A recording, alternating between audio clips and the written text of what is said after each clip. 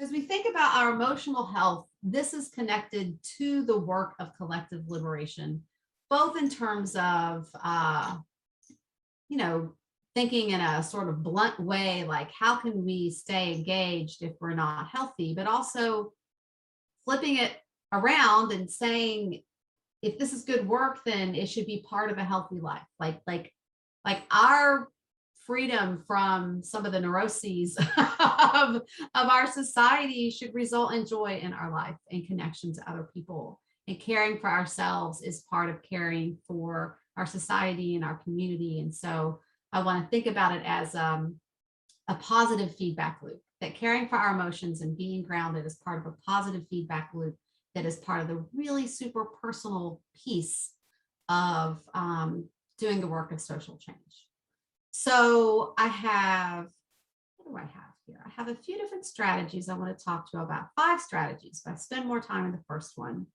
So these are strategies for caring for our emotional health. So the first strategy is very simple, and it is to suggest that we all set aside time to feel our emotions.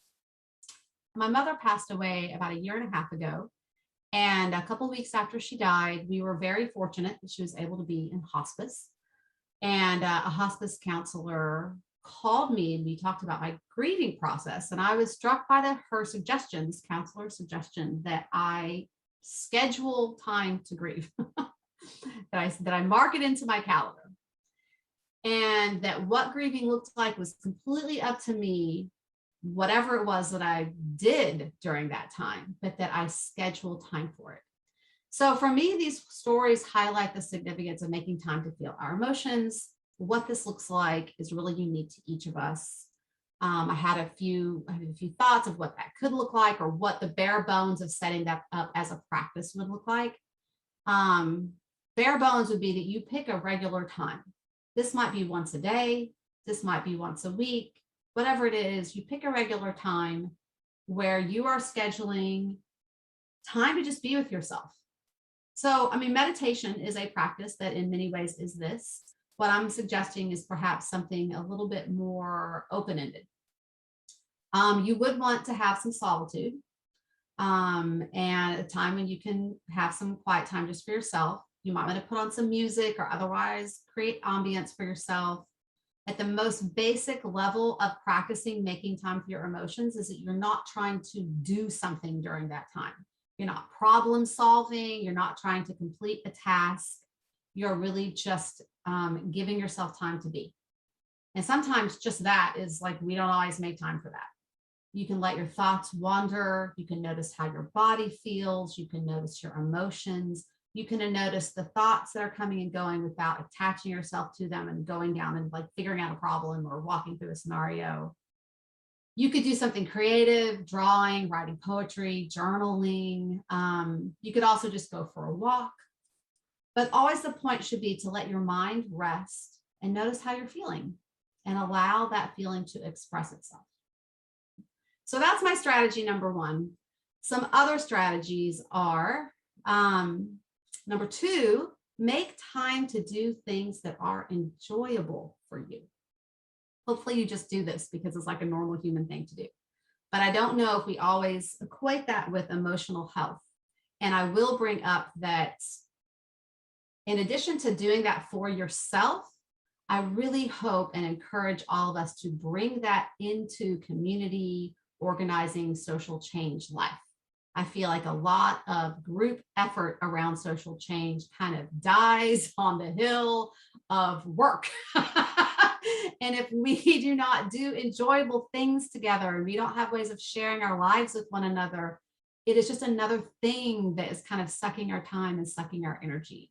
So schedule times to do enjoyable things for yourself, and then make time to do fun, enjoyable things, to play in whatever way, you want to, although it's great if it can involve your body, bowling or frisbee or whatever, if there's kids involved, play tag, something, that where you're making time to do enjoyable stuff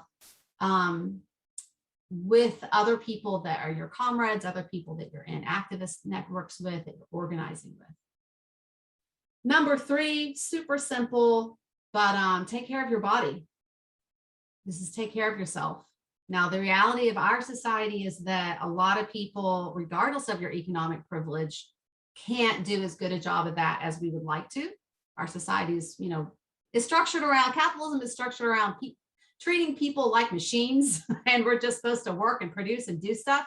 We have to remember and interrupt and make sure that we're taking care of ourselves. And so that's the obvious stuff, like eat. Number one, just eat. If you're a person, especially if you're a person who doesn't always eat as much as you should. Number two, try to eat, kind of balanced meal. You know what your weaknesses are. Don't drive yourself crazy, but be like, I should really probably eat more vegetables, or I don't know, maybe chocolate is not a major food group or whatever it is. Do what you can to get enough sleep. Sometimes there are simple practices that can help you get better sleep. Like maybe you take some time to turn off your phone and just like have a quiet moment of not really thinking about anything. Do a quiet meditation or just a breathing exercise. Exercise, which can sometimes just mean you're at your desk, you get up and move. It can mean if you're at a job that involves more labor, maybe you integrate some stretching that you haven't been doing, but just find ways to work with your body. And then one of the things that I try to fall back on when I feel like I'm really not doing well is to drink water and tea. I drink a lot of herbal tea, but drink fluids. Like if you can't do anything else, you can probably stay hydrated. People usually have access to liquid. If you can't get enough sleep, you can't exercise, try to stay hydrated. So that's my little pep talk around just taking care of our bodies.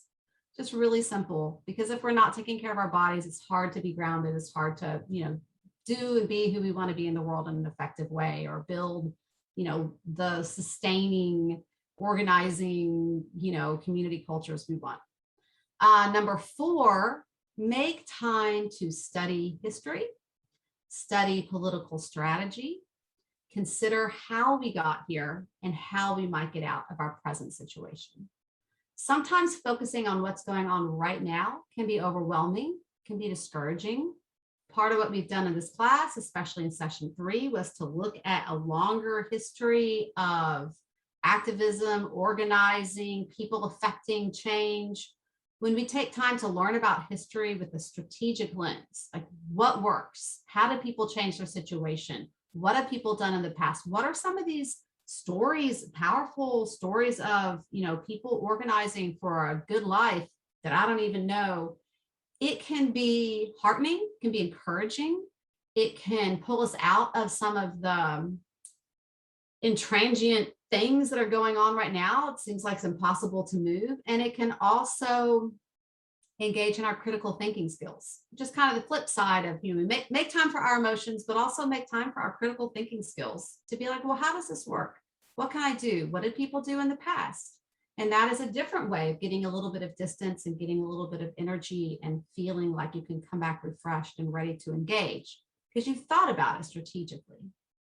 And then last but not least is the theme of our class today, which is join with others and take action. And this is part of that full circle, is that taking care of ourselves and taking care of our emotions means that we engage in something that feels, where we feel a sense of purpose, where we can experience ourselves as making a difference and connecting with others. So that feeds us. And then that is part of how our taking care of ourselves feeds, the larger collective.